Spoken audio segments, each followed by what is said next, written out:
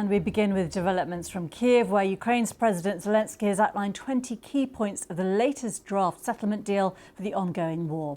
The plan is currently being reviewed by Moscow. It includes potential security guarantees from the US, NATO and European partners, though Zelensky notes that the issue of territory remains unresolved. Under the new plan, Ukraine would stage a presidential election only after signing any deal. Let's speak to the Russia editor for BBC Monitoring, Vitaly Shevchenko. Vitaly, what stands out to you in the details we've just had? The uncertainty, really. The issue of whether Ukraine will have to give up territory for a promise of peace, that's still unresolved. President Zelensky said that there are currently two options that are being considered. Option one, which Ukraine seems to favor, is freezing the current contact line.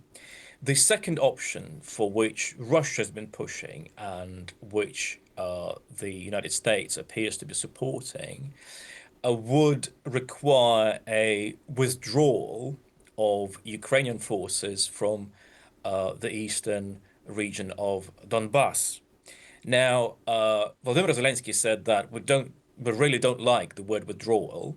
So the way the Americans are framing it is that there will be a demilitarized zone or an economic zone of some sort in Donbass. But it's essentially amounts to the same thing, that Ukrainians will have to pull back from their positions currently held in Donbass. Volodymyr Zelensky said that if this is the option that gets agreed on, it will then be put to a referendum in Ukraine, which may possibly coincide with a presidential election, which is another point backed by the Russians and apparently the Americans. So what is Ukraine getting in exchange? Volodymyr Zelensky said that there would be security guarantees provided by the United States, NATO, and Europe. He said these guarantees would be, and I quote, mirrored by Article 5. They will resemble Article 5 very closely. So Article 5, as we know, is the article in NATO rules that says an attack on one is an attack on all. And that suggests that should Russia attack Ukraine again, all those guarantors of security will somehow respond. Quite how they will respond is not clear. The ceasefire or the end of hostilities will be monitored, according to this draft, by an international force, a military force, and this is a point that Russia has rejected very strongly, has been saying for months that it completely does not accept any sort of deployment of Western troops to Ukraine.